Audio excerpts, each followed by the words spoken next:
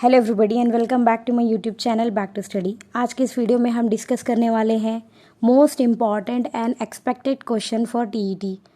इस वीडियो में हम पॉलिटी के रिलेटेड जो भी एक्सपेक्टेड क्वेश्चन है टीईटी एग्जाम के लिए वो डिस्कस करेंगे। So let's start it.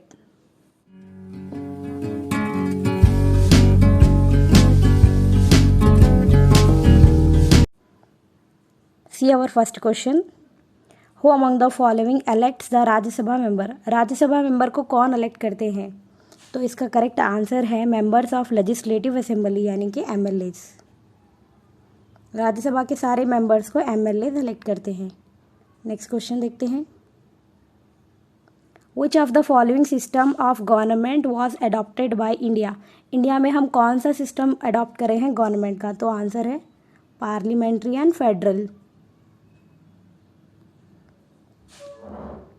How many parliamentary constituencies are reserved for scheduled caste?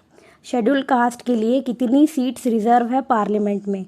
तो इसका करेक्ट आंसर है 84 सीट्स ए। ये बात हो रही है शेड्यूल्ड कास्ट की। अगर हम एसटी के बारे में पूछे तो उनके लिए कितने सीट रिजर्व हैं? आंसर है 47। For SC 84 seats, for ST 47 seats. Let's move to our next question.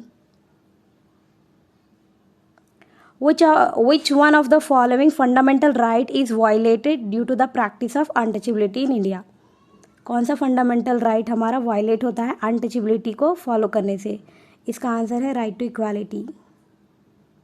Right to equality कौन से आर्टिकल में आता है? आर्टिकल 14। अनटचेबिलिटी के बारे में हम डिस्कस करते हैं किस आर्टिकल में? आर्टिकल 17। ये भी याद रखिए। As per the constitution of India which one of the following is not a fundamental right. जब भी नॉट आए तो आपको बहुत केयरफुल रहना है। तो कौन सा फंडामेंटल राइट नहीं है? राइट अगेंस्ट एक्सप्लॉइटेशन ये है। Right to freedom of religion ये भी है। राइट टू प्रॉपर्टी नो, ये डिलीट हो चुका है, ये नहीं है। तो करेक्ट आंसर है राइट टू प्रॉपर्टी। और जो है राइट टू प्रॉपर्टी पहले फंडामेंटल राइट हुआ करता था, पर 1978 में 44th अमेंडमेंट लाने के बाद इस आर्टिकल को, इस राइट को रिमूव किया गया है। Let's see our next question. Untouchability refers to the discrimination on the ground of. Untouchability किस ग्राउंड्स पर होती है? तो इसका आंसर है इसका आंसर है caste. Caste is the correct answer. Untouchability is based on caste. Who appoints the chief minister. Chief minister को कौन अपॉइंट करते हैं? Governor.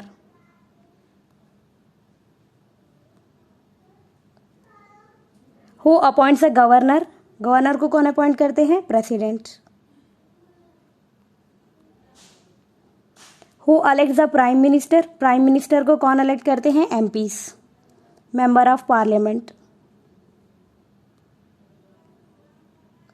Who among the following is called the first citizen of India. India का पहला citizen हमेशा कौन होता है? आंसर है प्रेसिडेंट। और अगर क्वेश्चन आए कि स्टेट का पहला सिटीजन कौन होता है, तो आंसर है governor. Who among the following is called the first citizen of a state. देखिए क्वेश्चन भी आ गया, इसका आंसर है governor. Next question, which of the following work is the responsibility of a patwari. Patwari की क्या जिम्मेदारी होती है? तो इसका करेक्ट आंसर होगा measuring the land and keeping records.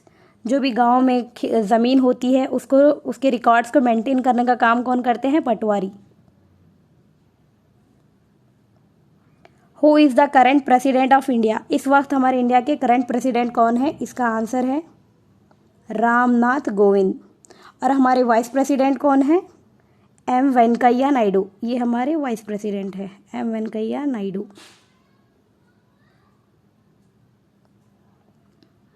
Which of the following is not, again not आया है, be careful. Which of the following is not mention in the constitution of India. Constitution of India में क्या mention नहीं है?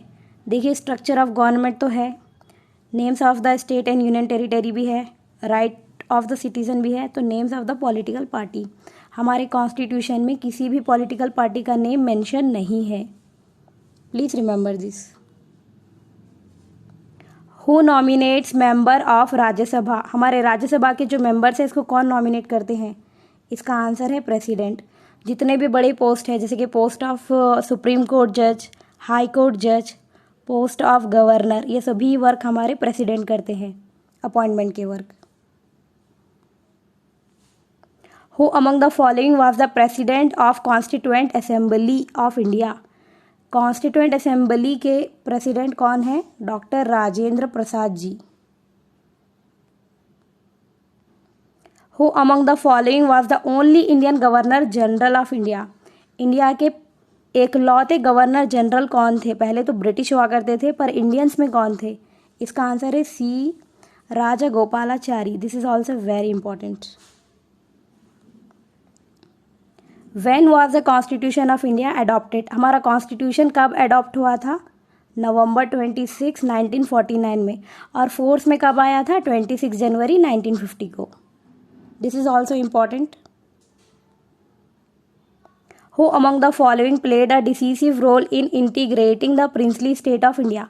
मतलब जब हमारा देश आज़ाद हुआ था तब बहुत सारे राजाओं के कब्जे में थे बहुत सारे स्टेट, तो सभी को यूनाइट करके एक अखंड भारत बनाया। ये किसने बनाया?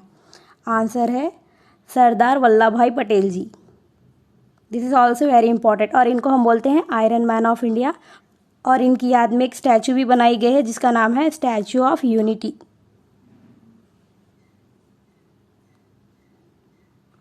Which of the following deal with the matters in the concurrent list? Concurrent list में हम कौन से मैटर डिस्कस करते हैं?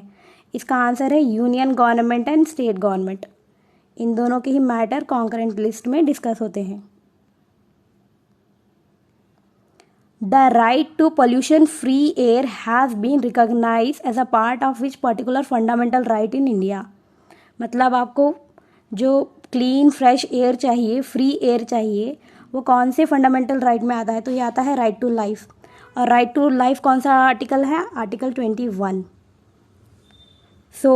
एक सुप्रीम कोर्ट ने एक केस में कहा है कि article 21 of the constitution is a fundamental right and includes the right to free water and free air and free from the pollution for the full enjoyment of life in case of Subhash Kumar. Subhash Kumar ji का एक case था जिसमें supreme court ने ये verdict दिया था।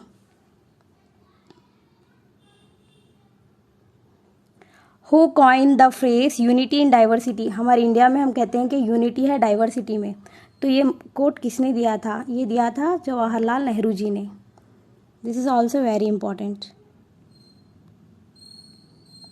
How many members in Lok Sabha are nominated and not elected? Nominate कौन करते हैं? प्रेसिडेंट करते हैं मेंबर्स को, याद रखिए। तो लोकसभा में कितने मेंबर्स नॉमिनेट होते हैं? आंसर है 2। अगर क्वेश्चन आए कि राज्यसभा में कितने मेंबर्स नॉमिनेट होते हैं, तब आंसर होगा 12 members.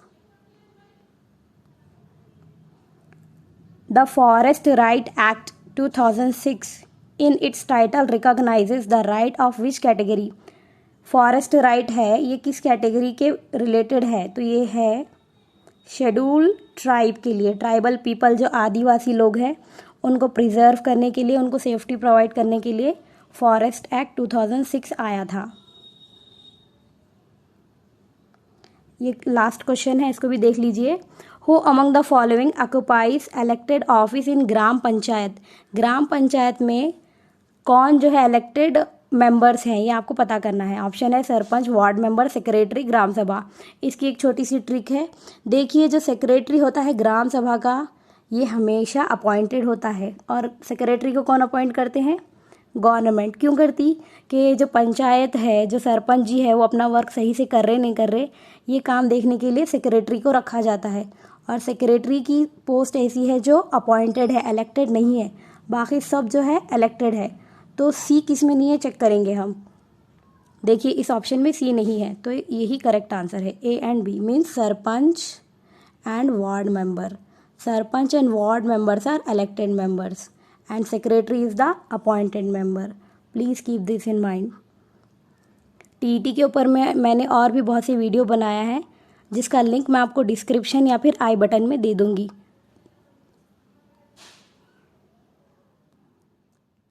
Thank you so much for watching.